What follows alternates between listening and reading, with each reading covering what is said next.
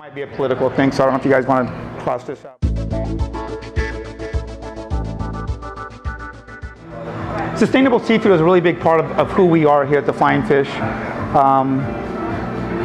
You know, there's a lot of people out there that we need to feed, and the direction of our total food sources is kind of going awry right now. You know, you got big ConAgra, you got Monsanto, you got all these guys on this. Okay, so you got to start asking yourself. The reason why I got into this industry is because as a chef, my responsibility is to feed the masses. Okay, and that doesn't mean just people that are paying. That means people that don't have money to pay. You know, so you go out and you know, do charity work and you feed the homeless. You do whatever you can, but at the same time, our planet is growing at a rate that we probably won't be able to control unless there's some mass catastrophic, you know, celestial event, and you know, we get another meteorite hitting our planet or something like that, or some other kind of plague or something. But at the end of the day, we do have to feed these people, and how do we do that? Well, through sustainable farming. You know, whether it's produce or whether it's seafood or whether it's livestock. And right now, the biggest push in our oceans is to have responsible, sustainable practices. And what that means is we can't just go out there and rape and pillage our oceans and continue to take all the seafood out of our oceans and not put anything back.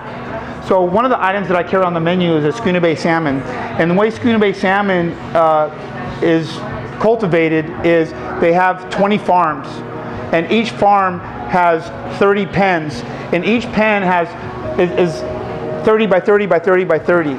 Each fish has 3.5 cubic feet of ocean water to swim in, because these pens actually sit in Schooner Bay with glacier-fed waters running into them. Okay, so the sustainability that we're promoting here is we like to think that we're doing our part in the sustainability of the salmon and all the other seafood that we bring in. We work in conjunction with the Monterey Bay Fish Aquarium, which in turn works with Santa Monica Seafood, which is the company we buy all of our seafood. So you will never come into our restaurant and find seafood that's unsustainable or almost on the endangered species list. We won't sell it, we won't have it, we won't go anywhere near it. And hopefully this movement is catching on, and I believe it is. But at the same time, you still have to be cautious about what you're buying out there. You know, when you go to the grocery stores now, you don't see fish with heads on it anymore. Well, the heads is the best way to tell how old that fish is. You know, are the eyes fogged over? That means it's old. It's getting old. You know, are they black and shining and glistening? That's fresh. Are the gills has the mucus on it? When you put your fingers into the gills, does the mucus come off it? That's also another sign of freshness.